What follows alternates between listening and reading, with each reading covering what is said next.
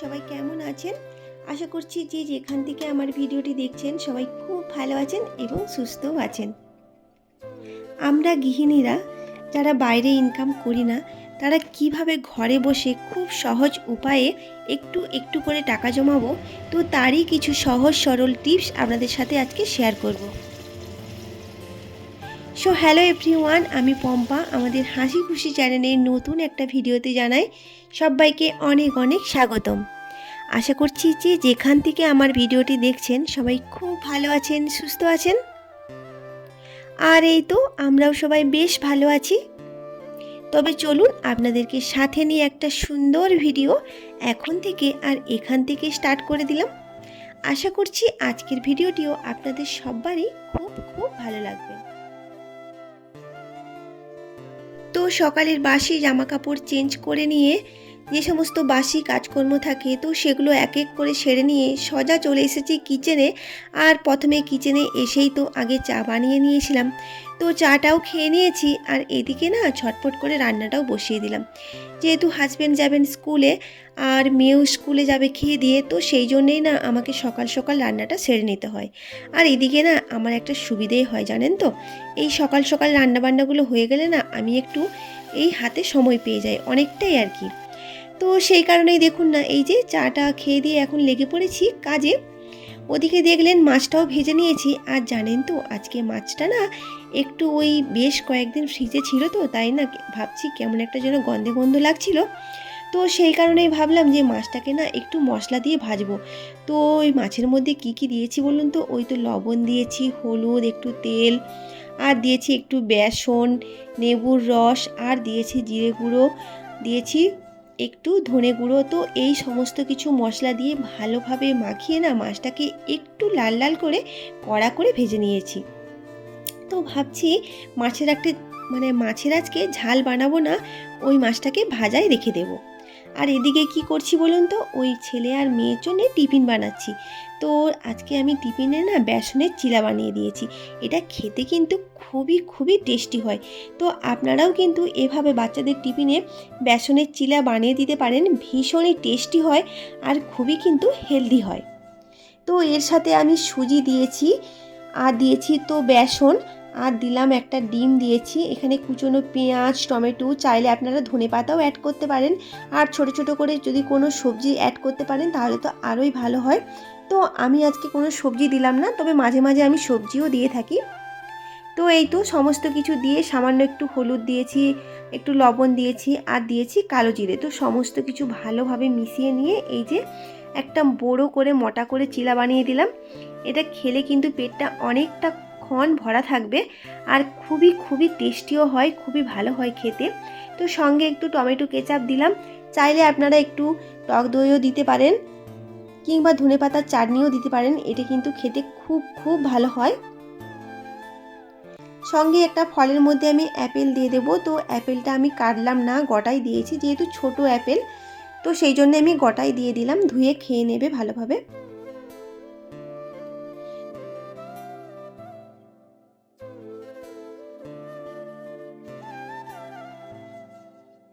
আর দেখুন এই যে এদিকে রান্না বান্নাগুলোও সেরে নিয়েছি অফ ক্যামেরায়। তো এখানে আমি এই যে বাঁধাকপির সবজি করেছি, আর এটা করলাম ওই ওলকপি, আলু, শিম আর ডাঁটা দিয়ে একটা ঝোল মতো বানিয়েছি। সঙ্গে একটু টমেটোও দিয়েছি। তো খেতে ভীষণই ভালো হয় এভাবে ঝোল বানালে। তো সমস্ত রান্না বান্না সেরে নিয়ে ওদিকে রান্নাঘরটা ভালোভাবে ক্লিন করে নিয়েছি। আর এদিকে চলে এসেছি, এবার বেডটাকে ভালোভাবে ক্লিন করে নেব। আর ছেলে আজকে স্কুলে যায়নি, ওর শরীরটা একটু খারাপ আছে, মানে ওই ঠান্ডা একটু লেগে গিয়েছে। তো একটু সর্দি সর্দি ভাব এসেছে আর একটু কাশিও হচ্ছে। তো সেই জন্য ভাবলাম থাক, আজকে বাড়িতেই থাক, স্কুলে পাঠাবো না, যেহেতু একটু ঠান্ডাটাও পড়ে গিয়েছে এখন। তো সেই জন্যেই ওকে বাড়িতে রেখে দিলাম। তো চলুন যেই বিষয় নিয়ে আলোচনা করব, তো সেই বিষয়টাই এখন বলি আপনাদেরকে। তো আমরা বিভিন্ন উপায়ে গৃহিণীরা কিন্তু টাকা একটু একটু করে সেভ করতে পারি। তো সেটা হচ্ছে, তো প্রথমে না আমি ওই গ্যাস দিয়েই শুরু করি। তো দেখুন অনেকের বাড়িতেই কিন্তু গ্যাস অনেকটা পরিমাণে খরচা হয়।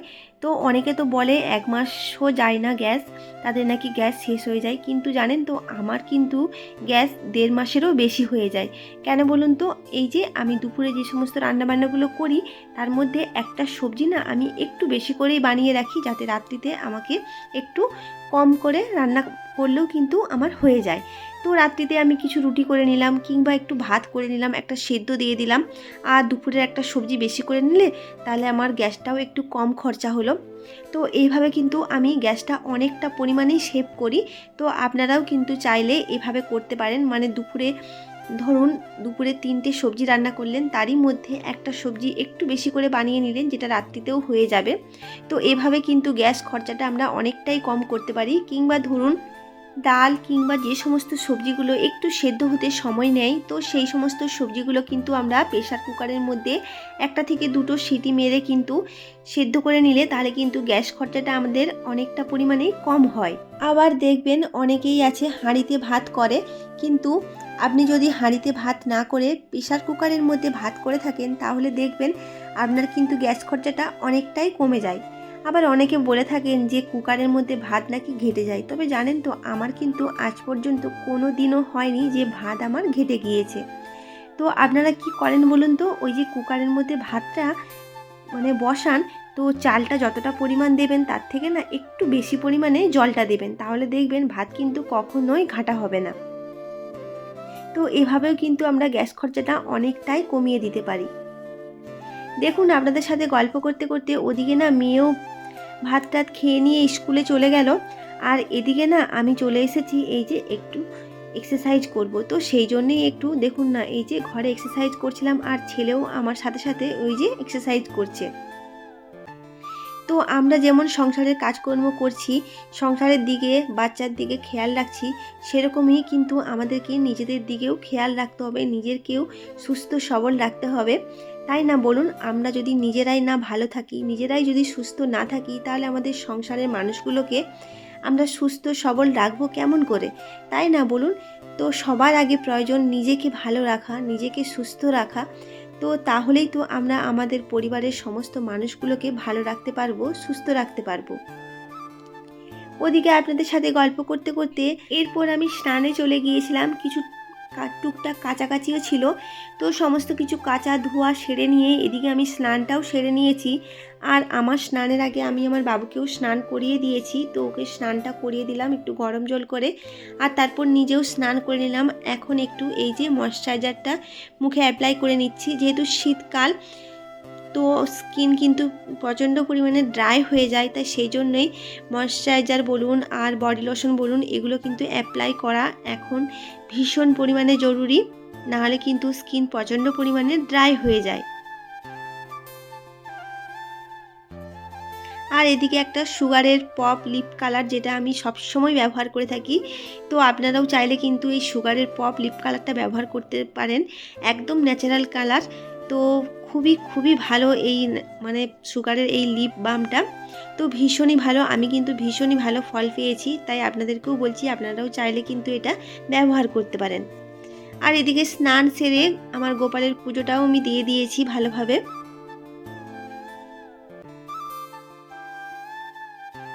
ওদিকে চলুন আপনাদের সাথে আরেকটা টিপস শেয়ার করছি।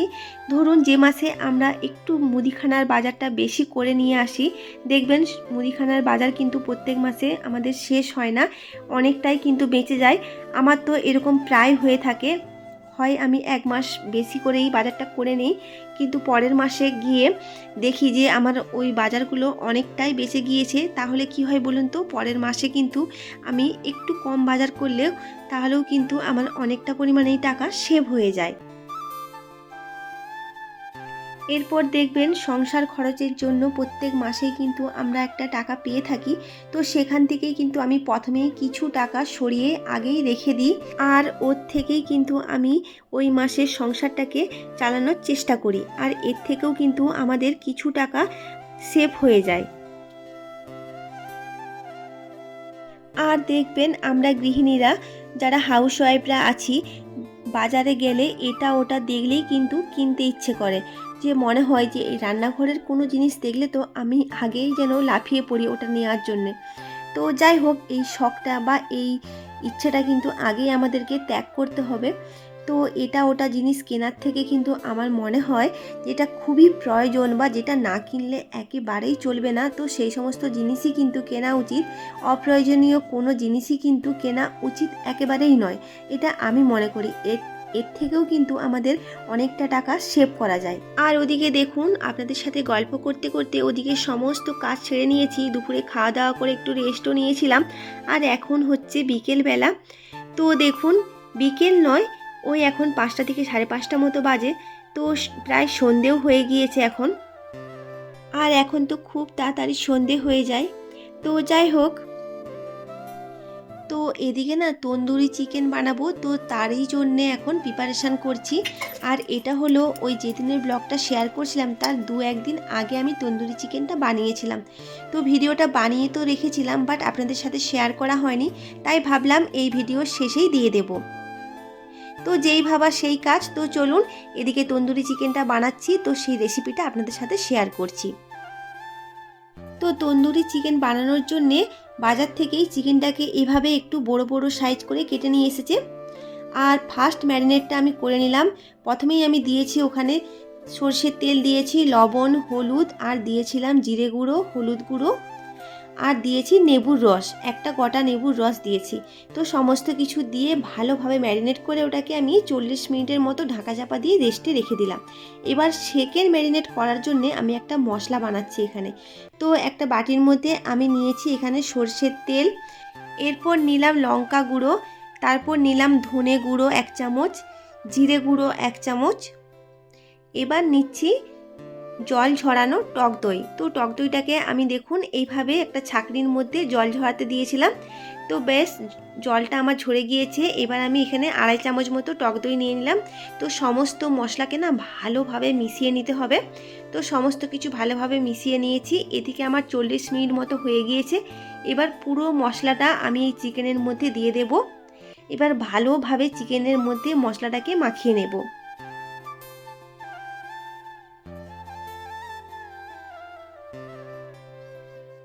খুব ভালোভাবে মশলাটাকে চিকেনের সাথে মাখিয়ে নিয়েছি, যাতে মশলাটা খুব ভালোভাবে চিকেনের মধ্যে অ্যাবজর্ব হয়ে যায়।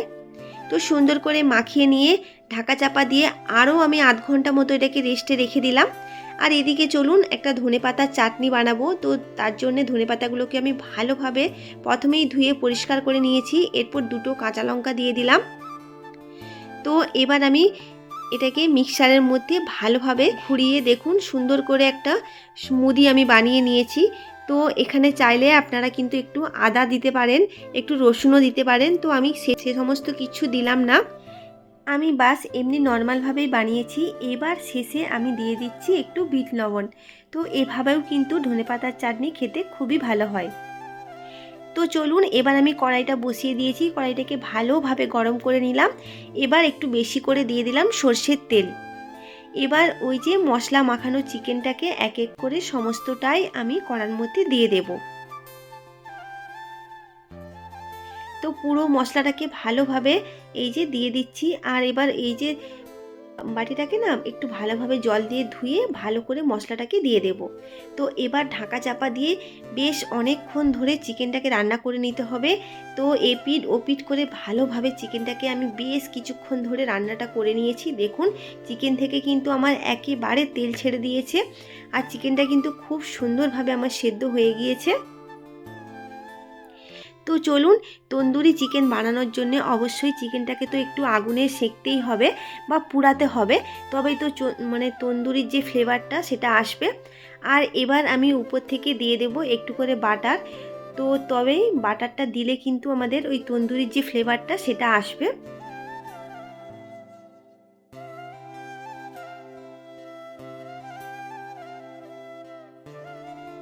তো দেখুন এইভাবে বাটার দিয়ে এই যে উল্টিয়ে পাল্টিয়ে কিন্তু ভালোভাবে এটাকে একটু আগুনের মধ্যে পুড়িয়ে নিতে হবে।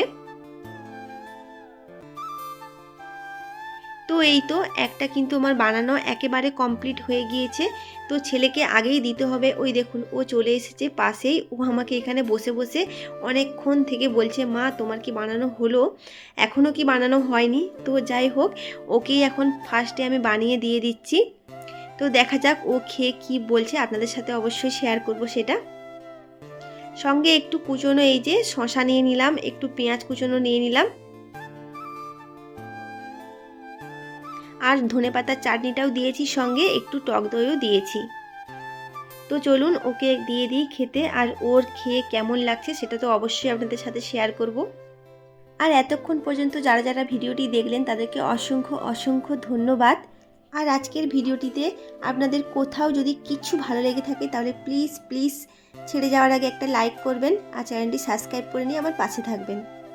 আর এই ভিডিওটির মধ্যে আমি যদি কিছু ভুল করে থাকি বা কিছু যদি ভুল বলে থাকি সেটা কিন্তু অবশ্যই কমেন্টে জানাবেন। দেখুন, শেখার কিন্তু কোনো বয়স হয় না, বা জানারও কিন্তু কোনো বয়স হয় না। তো যাই হোক শুনে নিলেন কেমন হয়েছে। ভীষণই ভীষণই ভালো হয়েছিল খেতে। তো সবগুলোই বানিয়ে নিয়েছি, মেয়েকেও বানিয়ে দিয়ে দিলাম খেতে। ভীষণই টেস্টি হয়েছে, ভীষণই ভালো হয়েছে। তো আপনারাও কিন্তু এভাবে বাড়িতেই খুবই সহজে তন্দুরি চিকেন বানিয়ে নিতে পারেন, খুবই ভালো হয়েছিল খেতে। যাই হোক চলুন ভিডিওটাও তাহলে আজকে এখানেই শেষ করে দিচ্ছি। সবাই খুব ভালো থাকবেন, সুস্থ থাকবেন, সাবধানে থাকবেন, আর দেখা হচ্ছে খুব শীঘ্রই পরে একটি নতুন ভিডিওর সাথে। ততক্ষণের জন্য সবাই খুব ভালো থাকবেন, সুস্থ থাকবেন। তো আজকের মতন টাটা, ধন্যবাদ।